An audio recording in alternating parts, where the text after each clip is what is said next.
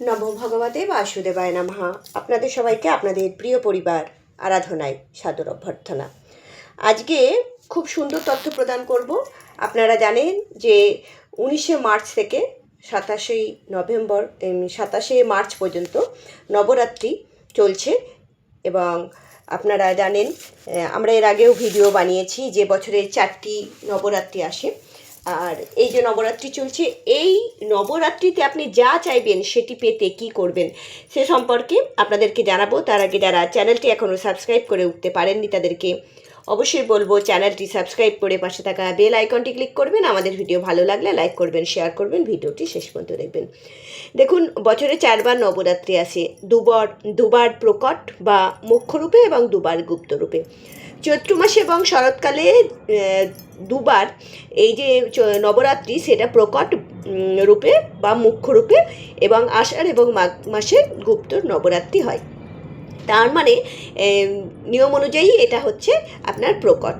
তাই অবশ্যই এই যে আপনি বাড়িতে বা মন্দিরে এটি করতে পারেন, কোনো অসুবিধা নেই। মানসিকভাবেও আপনি এটি করতে পারেন। আপনার জীবনে যদি প্রচুর ধনসম্পত্তির ইচ্ছা থাকে, পাওয়ার ইচ্ছা থাকে, বা দারিদ্রতা কাটাতে আপনি চান, তাহলে অবশ্যই আপনাকে কি করতে হবে, আপনি আপনার ফ্যামিলিতে সুখ শান্তির জন্য এবং হেলথ ইস্যু যদি কারো থাকে, শরীর খারাপ হচ্ছে, রোগ জরা ব্যাধিতে কষ্ট পাচ্ছে, সেগুলো থেকে মুক্তি পেতে কি করবেন, এবং ক্যারিয়ারে সাকসেস পেতে কি করবেন, এবং ইভিল আই অর্থাৎ নজর দোষ, তারপরে টোনা টোটকায় তন্ত্রবিদ্যা, গুপ্ততন্ত্র, এগুলো সমস্ত থেকে মুক্তি পেতে কী করবেন সেটি আপনাদেরকে আমরা জানাবো। আর যারা পুজো করছেন, ঘট পেতেছেন বা পূজা করছেন, তা মাকে আপনারা কি ভোগ নিবেদন করবেন সেটাও কিন্তু আপনাদেরকে বলবো। চলুন প্রথমেই বলি যে নজর দোষ খুব সাংঘাতিক একটা কষ্টকর একটা পরিস্থিতি সৃষ্টি করে নজর দোষ থেকে। হাই অভিশাপেও যেমন আপনার জীবনে কষ্ট আসে, নজর দোষেও কিন্তু জীবনে একটা একটা সুন্দর পরিবেশ নষ্ট হয়ে যায়। নজর দোষ এমনই, কার কেমন নজর আপনি জানবেন কি করে? তাই আপনাকে কি করতে হবে, আর এই যে নবরাত্রি চলছে, প্রচণ্ড পরিমাণে নিজেকেও তো শক্তিশালী করতে হবে। তাই অবশ্যই সাত্ত্বিক আহার গ্রহণ করবেন, সাত্ত্বিকভাবে চলবেন, ঝুটঝামেলা এড়িয়ে চলবেন, ব্রহ্মচর্য পালন করবেন। আর কি হবে, এই যে ইভিল আই অর্থাৎ নজর দোষ থেকে বাঁচার জন্য একটা কালো কাপড় নেবেন।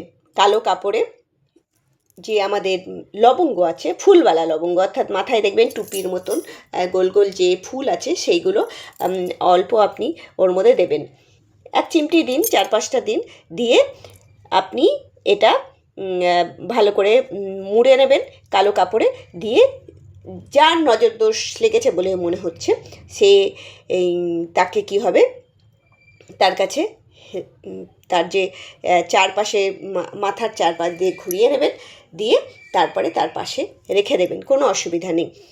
পরে এটাকে বুঝতেই পারবেন নজর দোষ কেটে গেছে, দিয়ে ফেলে দেবেন, জল প্রবাহিত করে দেবেন। নোংরাতে ফেলবেন না, জল প্রবাহিত করে দেবেন। ক্যারিয়ারে সাকসেস পেতে আর মন মতন ক্যারিয়ারে প্রোগ্রেস আনতে আপনাকে কি করতে হবে, এই যে নবরাত্রি চলছে, যে কোনো একদিন আপনাকে মাকে, এই লবঙ্গ জানেন সাংঘাতিক ব্যাপার, সাংঘাতিক জিনিস, এই মাকে আপনাকে কি করতে হবে, একটি পান পাতার উপরে মাকে এই যে দুটো লবঙ্গ আর ভালো কর্পূর, যদি ভীমসেনী কর্পূর পান, সোনায় সোহাগা, বাজারে দেখবেন খুব কম দামে পাওয়া যায় যে কর্পূরগুলো, সেটা ট্যাবলেটের মতো হয় বা চারকোনা হয়, একদম মোম দিয়ে ভর্তি করে দেয়। কর্পূরের তো কর্পূরত্বই নষ্ট হয়ে যায়। তাই একটু ভালো কর্পূর দলা, যেটা ভীমসেনী কর্পূর, ওটা নিয়ে 1 দলা ওখানে দেবেন, 2টো ক্লোভ অর্থাৎ 2টো লবঙ্গ দেবেন, দিয়ে মাকে প্রদান করবেন। একটা প্রদীপ জ্বালিয়ে দেবেন, মাটির প্রদীপ হলে খুব ভালো। আর আপনি নিজের যে ইচ্ছাটা, ক্যারিয়ারে সাকসেস পেতে চান, কীভাবে আপনি ফ্লাওয়ারিশ করতে চান, সেটা মাকে অবশ্যই জানাবেন।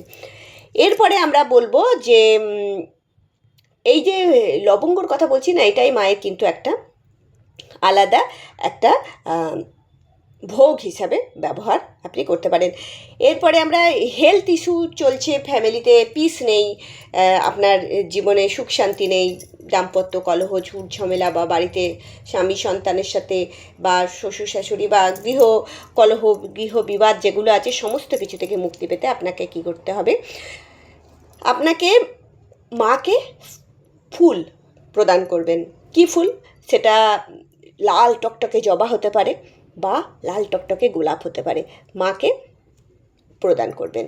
মা মানে আমাদের দেবী মা, অর্থাৎ মা জগদম্বা, মা জগদ্ধাত্রী, মা জগৎ জননী মাকে আপনি প্রদান করবেন।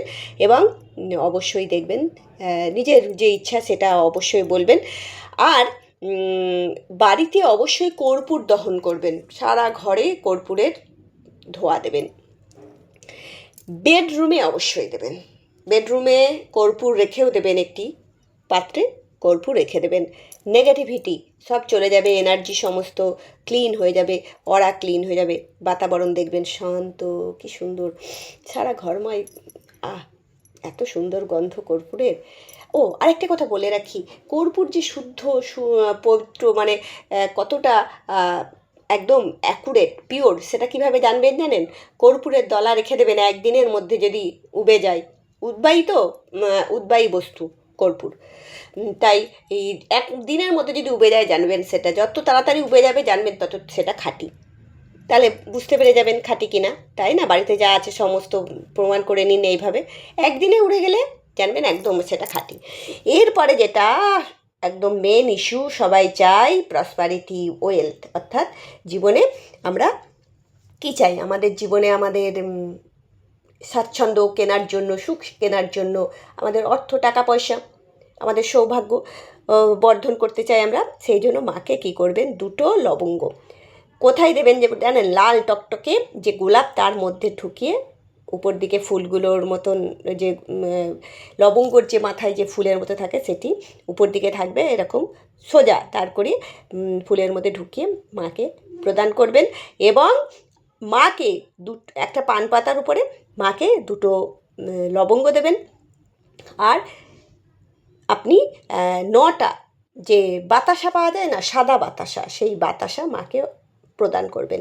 দেখবেন আপনার জীবনে যা কিছু দারিদ্রতা সমস্ত কিছু দূরীভূত হয়ে যাবে, মায়ের কৃপা আপনারা লাভ করতে পারবেন।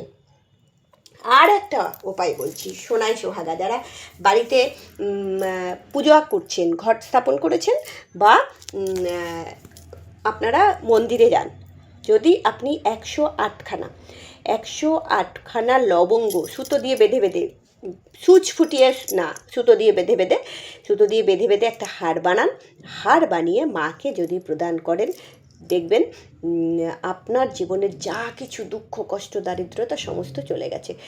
আর এই যে লবঙ্গর হারটা আপনি পরে নবরাত্রি যখন শেষ হয়ে যাবে তখন বাড়িতে নিয়ে এসে আপনি আপনার ধনস্থানে রেখে দেবেন, করুন, উপকৃত হবেন, জীবনের মানে পাল্টে যাবে, আপনাদের জীবন সুন্দর হয়ে উঠুক। মা পরমেশ্বরী, মা জগদম্বা, মা জগদ্ধাত্রীর আপনারা কৃপা লাভ করুন। সবাই একবার কমেন্ট সেকশানে এসে বলুন জয় মা জগদম্বা, জয় মা দুর্গা। মায়াকে যে রূপেই আপনি বলুন না কেন, কেননা এই মা দুর্গার মধ্যেই, মা জগদম্বার মধ্যেই তো মা সরস্বতী, মা কালী এবং মা লক্ষ্মীর এর 3টে রূপের মিলিত রূপই হচ্ছে মা জগদম্বা, মা জগদ্ধাত্রী। তাই অবশ্যই তাদেরও নাম আপনারা বলতে পারেন, করুন, উপকৃত হন, ভালো থাকুন। হরি ওম।